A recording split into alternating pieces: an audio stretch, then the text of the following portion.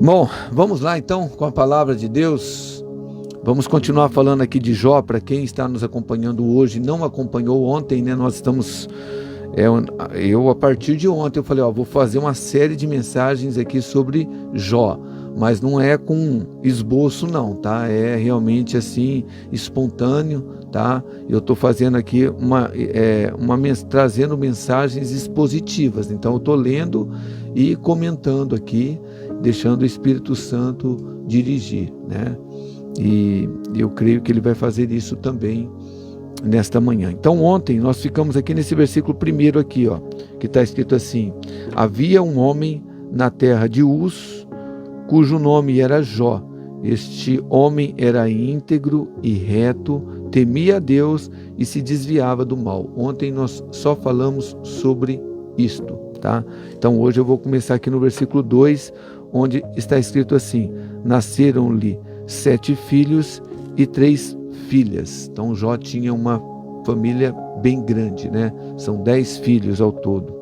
Versículo 3: ele possuía 7.000 ovelhas, 3.000 camelos, 500 jumentas de bois e 500 jumentas, né? E tinha também grande número de servos. Este homem era o maior do que todos os do Oriente. Alguns teólogos, né, estudiosos da Bíblia, dizem que o livro de Jó é um dos livros mais antigos da Bíblia, se não o mais antigo. E considerando que ele era o maior do que todos os do Oriente, a NVT fala que ele era o mais rico de todos do Oriente. Naquele tempo, possivelmente só o Oriente, né, era habitado, né? O Ocidente ainda não tinha sido habitado. Então ele era um dos homens mais ricos, ou se não o homem mais rico do mundo. Agora, por que isto é importante, esta informação? Porque tem muita gente que acha que a riqueza ela pode nos atrapalhar de sermos servos fiéis ao Senhor Deus. E isto não é bem verdade. Então você vê que Jó, com toda essa riqueza, certamente com toda a fama que ele tinha, ele ainda assim sempre se manteve um homem diante de Deus, como nós lemos no versículo 1, íntegro, reto, temia Deus, se desviava do mal. E a gente tem nas páginas do Velho Testamento, principalmente, muitos homens que foram muito ricos, mas foram fiéis a Deus. Então, na verdade, o problema não é o dinheiro em si. O problema é aonde você coloca o dinheiro na sua vida. É por isso que Jesus, ele falou lá em Marcos 10, que é mais fácil um camelo, né, passar pelo fundo de uma agulha do que um rico ser salvo, porque infelizmente muitos ricos, eles não têm a revelação da palavra de Deus e eles usam suas riquezas, o seu poder, né, de posse como um Deus na vida deles. Então não há problema, tem muita gente ao decorrer da história da igreja também, muita gente que foi muito rica, né, abastada, mas foram pessoas extremamente fiéis, generosas e que até mesmo patrocinaram a obra de Deus. Tem um filme que também tem um livro chamado Deus é Dono do Meu Negócio, né? Você pode consultar esse livro ou acho que acha de repente o filme para assistir ali no YouTube, e é história verídica, né? Real. Este homem, esse homem cristão, fiel a Deus, ele começou ali os teus negócios e colocou Deus diante dos seus negócios e fez um voto, como Jacó fez, de ser um dizimista fiel, um ofertante fiel. Mas Deus começou a abençoar tanto esse homem, que depois ele veio a mudar. Ao invés dele dizimar 10%, ele dizimava para a obra de Deus 90%, e os 10% era mais do que o suficiente para ele viver uma vida muito próspera. Então você vê que o problema não é a riqueza, o problema é o que você, o que eu, o que nós fazemos com a riqueza, com o dinheiro. Então, hoje, principalmente nesse mundo pós-moderno que nós vivemos, o dinheiro sim tem sido um Deus até no coração de muitos cristãos, pastores. Tem muita gente que não gosta nem de ouvir mais falar sobre dinheiro na igreja, né? Porque o coração está fechado, está desgastado de tantas coisas ruins que acontecem, inclusive nas lideranças de muitas igrejas. Mas o dinheiro em si, irmãos, não tem problema nenhum. O problema é quando o amor ao dinheiro, né, ele está presente no coração do homem. Porque Paulo disse isso para Timóteo: o amor ao dinheiro é a raiz de todos os males. Então não é errado você pedir para que Papai do Céu abençoe você, Ele estenda aí as tuas fronteiras. Você vê que Jabes, deixa eu ler aqui para você sobre Jabes. Olha que interessante a oração de Jabes. Espera aí que eu vou achar aqui para você. E eu acho muito bacana aqui em 1 Crônicas, capítulo 4, versículo 9, presta atenção no que diz as escrituras aqui, ó. 1 Crônicas, capítulo 4, versículo 9. Foi Jabes mais honroso que seus irmãos, ou mais honrado do que os seus irmãos. A sua mãe lhe dera nome de Jabes, dizendo: com dores dei à luz. Agora, olha o versículo 10. Jabes clamou ao Deus de Israel: que tu me abençoes e amplie o meu território, seja a tua mão comigo e me guardes do mal, de modo que eu seja livre da dor. Agora, olha como termina o versículo. E Deus lhe concedeu o que lhe tinha pedido. Ou seja, em resumo, o que Jabes pediu? Ele pediu para que Deus o abençoasse. Tem uma versão que fala: Senhor, que o Senhor me abençoe muitíssimo, ok? E que o Senhor, ele pediu aqui, amplies os meus territórios, né? E Deus abençoou. A Bíblia fala que Deus concedeu o que ele tinha pedido. Agora, se a gente pedir prosperidade, uma vida digna, não agradasse o coração de Deus, certamente isso não estaria registrado aqui nas Escrituras. Como o salmista Davi também disse que o Senhor, ele tem prazer na prosperidade dos teus servos. Então a questão não é você, meu querido irmão, fazer voto de pobreza e achar que Deus está te aplaudindo por conta disso. Tem muitas pessoas que estão dentro da igreja de Jesus, que são pessoas ricas, prósperas, mas são pessoas generosas, são pessoas que abençoam a obra de Deus. Essa semana mesmo, eu nem sei quem é, porque eu não sou tesoureiro da igreja, também não me interesso em saber quem é o dizimista, mas a gente recebeu uma oferta muito expressiva, né, na igreja. Certamente é algum empresário, e glória a Deus por isso, porque a obra de Deus avança. Então tem gente que tem muito dinheiro e dizima e oferta e é generoso, ok? E é gente humilde. Em contrapartida, tem gente muito pobre, que é arrogante, que é orgulhoso, que é avarento, que não oferta e que não faz nada. Então o problema não é o dinheiro, o problema é o coração. Então você vê que Jó, ele era esse homem aqui, o mais rico de todo o Oriente, mas ele era um homem reto, íntegro, temia a Deus, se desviava do mal. E o texto continua aqui no versículo 4.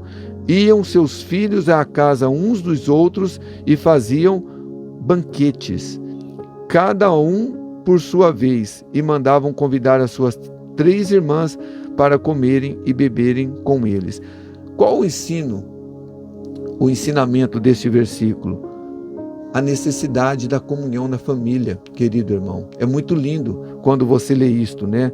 Uma família tão antiga, histórica. Eu repito, alguns entendem que o livro de Jó é o mais antigo, né, da Bíblia, e você vê que havia harmonia, havia comunhão dentro da família de Jó. Os filhos, eles faziam, se a gente fosse trazer para a tradução de hoje, fazia o churrasquinho, né? Um na casa do outro, convidava os irmãos, era tudo muito lindo. Agora, eu pergunto para você que me acompanha, né, com todo amor, respeito e carinho, como anda a comunhão na tua casa, entre os teus irmãos? Ou será que você é um daqueles que diz assim: família para mim sou eu, minha esposa e meus filhos. Esta é minha família. Sério mesmo? E como que você veio ao mundo? Teu pai, tua mãe não te gerou, não te geraram? Irmãos para você não tem valor nenhum?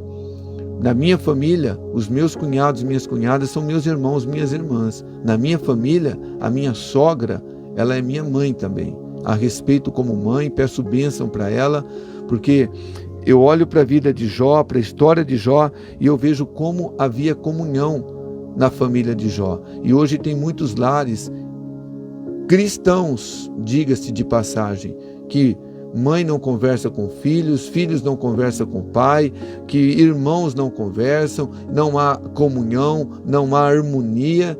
E eu fico imaginando, se a gente não consegue ter comunhão, se a gente não consegue ter harmonia com a própria família, gente, aonde a gente vai ter comunhão? Se a gente não consegue ter paz com a própria família, aonde a gente vai ter paz? Então a gente precisa trabalhar isso na família, sabe? Ter comunhão na família. Até os meus primos eu amo de paixão, sabe? Meus tios. Então a gente precisa ter essa comunhão que a gente vê aqui, que havia na casa de Jó. E o versículo continua agora aqui, versículo de número 5. E aqui eu quero talvez ficar até o final do programa. E esse versículo, Deus tem falado muito ao meu coração sobre ele. Terça-feira retrasada, eu citei ele na pregação. Domingo, que nós tivemos um culto especial para comemorarmos ali o Dia dos Pais, também citei esse texto. Olha só, Jó, capítulo 1, versículo 5. Terminados os dias de seus banquetes, Jó os chamava e os santificava. Levantando-se de madrugada, oferecia holocaustos segundo o número de todos eles, pensando, talvez, os meus filhos tenham pecado e blasfemado contra Deus no seu coração. Assim fazia Jó continuamente. Ó Espírito Santo, me usa para ministrar este versículo no coração dos seus filhos. Porque, queridos irmãos, isso daqui, é uma lição que todos nós precisamos aprender com Jó. É muito lindo. A Bíblia diz que quando terminavam os banquetes, nas casas dos filhos de Jó, ele chamava todos eles, todos os seus filhos e filhas, e os santificavam. Olha só. E eu acho isto lindo, queridos irmãos, porque nos dias que nós vivemos, são poucos os pais, as mães que têm interesse em ensinar aos seus filhos, o caminho que ele deve ou que ela deve andar. Hoje você vê que tem muitos pais dentro das igrejas evangélicas que, ao invés de ensinar, inculcar a palavra de Deus para os seus filhos, os pais dão um aparelho de celular, uma tela diante da igreja. Deixa aí, porque pelo menos ele me deixa aqui sossegado. Isto é muito triste, muito triste. Daí o momento que nós estamos vivendo na história envolvendo a igreja, Filhos, jovens e adolescentes cada dia mais distantes de Deus. Agora a Bíblia fala que Jó santificava os seus filhos.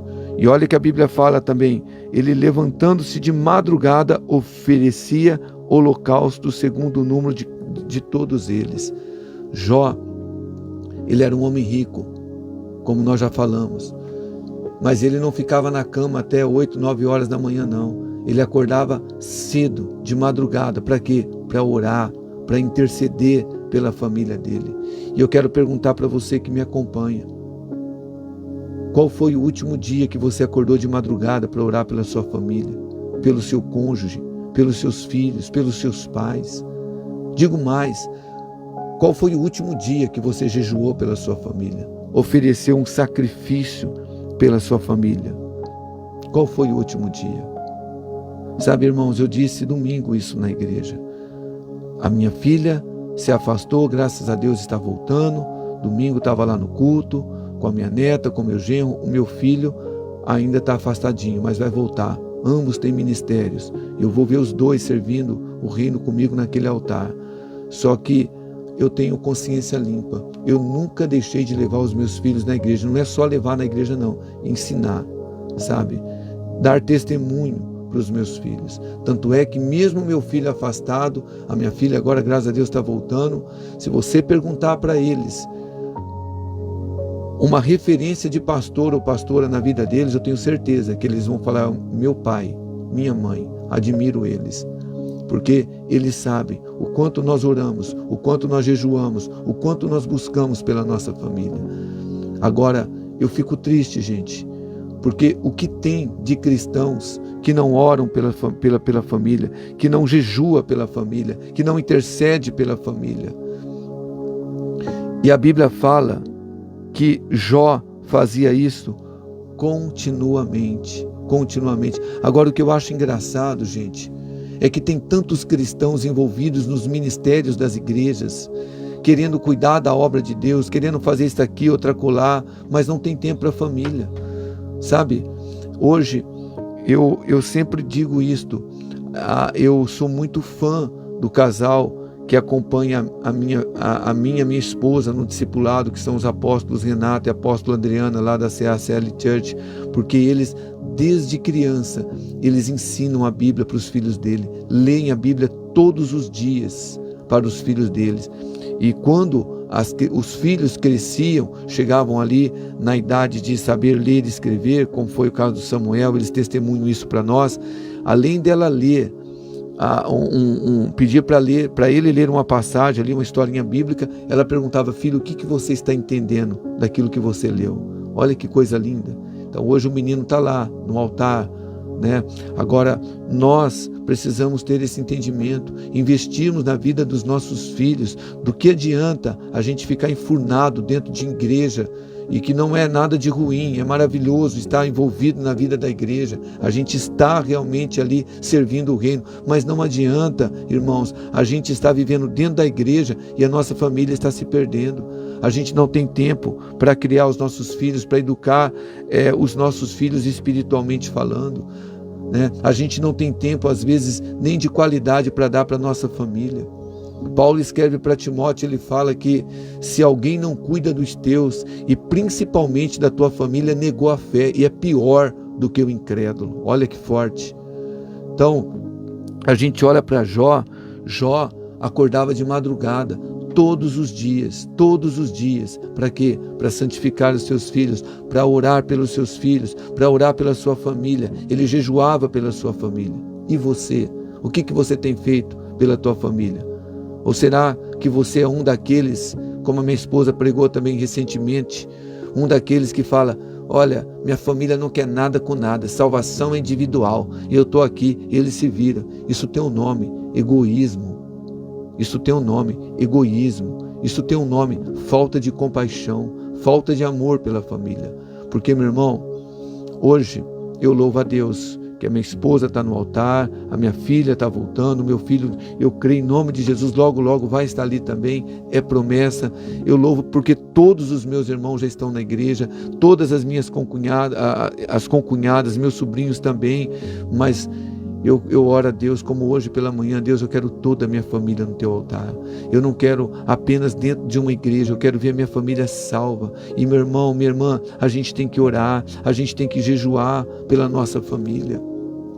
Porque eu pergunto para você novamente com todo carinho: qual foi o último dia que você jejuou pela sua família, pelos teus filhos, pelo teu casamento? Aí às vezes as pessoas reclamam, mesmo dentro das igrejas, mesmo trabalhando na liderança: ah, minha família é um inferno, é só briga, é só discussão, eu não sou feliz. Mas qual o preço que você tem pago para a tua família? Começando por você, pai, que você é o sacerdote do teu lar.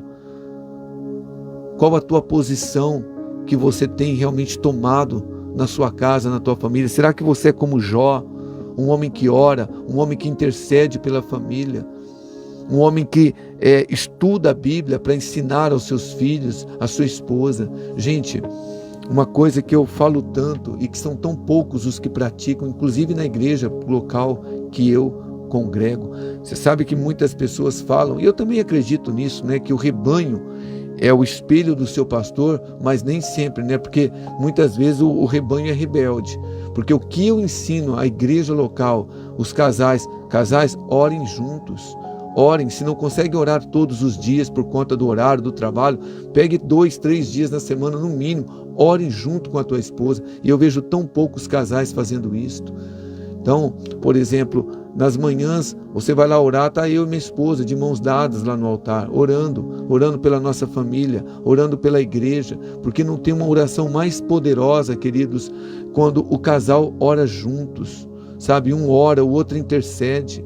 Então, faça isso, casal, sabe? Pega o marido, né? Sacerdote do teu lar, pegue na mão da tua esposa, ore com ela, né? Interceda pela sua família, interceda pelos seus filhos, porque depois, gente, que o diabo ele vem, né, como um vendaval, como um furacão e destrói, aí muitas vezes é tarde, não adianta ficar chorando, reclamando. Pastor, Deus restaura, sim, restaura, mas será que a gente precisa esperar aquele que gosta de roubar, matar e destruir, fazer a obra dele, para depois a gente levar a família a sério? Então, olha aqui para a vida de Jó. O cara acordava de madrugada, ele era rico. Ele poderia falar, olha, eu tenho muitos compromissos, eu não tenho tempo para isso não. Eu tenho muitos gados, eu tenho servos que eu preciso dar conta. Não, ele acordava de madrugada. Aqui, ó, ele levantando-se de madrugada, ele oferecia holocausto, oração, tenho certeza que jejum. Amém? E a Bíblia fala que assim fazia Jó continuamente. Não era de vez em quando, não. Era todos os dias. Olha, eu quero dizer algo para você que me acompanha. Talvez a sua família não vai bem, e não vai bem já faz muito tempo, e você já tentou de tudo, já fez campanha, já levou foto no altar, já orou, já benzeu, já fez de tudo, não resolveu. Começa a orar pela tua família, você vai ver como que resolve. Ao invés de murmurar, de reclamar, de falar mal do cônjuge, de amaldiçoar os filhos, começa a orar, faça como Jó. Sabe, sacrifica um pouco o sono, vai orar, vai clamar ao Senhor, vai consagrar jejum pela sua família, pelos seus filhos, pelo seu casamento. Você vai ver se não vai mudar a sua família. Você vai ver se a sua família não vai ser uma família abençoada. Hoje eu vejo, no caso do meu filho, eu abro a minha vida para todo mundo, eu não tenho nada que esconder, mas mesmo meu filho caminhando longe do Papai do Céu, afastou um pouquinho, mas é um menino diferenciado. As pessoas falam, você é diferente. Por quê? Porque a gente ensina ele desde criança. Irmão, irmã, eu nunca me lembro ter ido num culto e deixado meu filho com pai, minha filha com mãe. Não, meus filhos sempre do meu lado. Trabalhando na obra do Senhor, meus filhos do lado. Hoje, olha, nós temos na igreja local, nós investimos pesado nas crianças. Você vai lá no nosso ministério local, você vê as nossas classes todas climatizadas, tudo de primeira. Temos trabalho que os voluntários lá fazem, os obreiros, sábado, para crianças de toda a idade, juniores, pequenos adoradores, pré-adolescentes. E quantos pais não valorizam? É triste quando eu ouço de uma criança, o meu pai não traz porque diz que eu moro longe, o meu pai fala que não tem tempo, o meu pai, como que pode? Eu fico imaginando, gente, como pode? Aí o pai, ele não tem tempo para levar e buscar o filho dele na igreja. Só que infelizmente vai crescer, aí vai ter que buscar lá na avenida, na boate. Você está profetizando? Não estou profetizando, não. Estou profetizando coisas ruins, não. Eu estou apenas alertando você. Invista nos seus filhos. Invista na sua família. Porque se você não investir, o diabo ele vai investir. Aliás, ele faz isso todos os dias.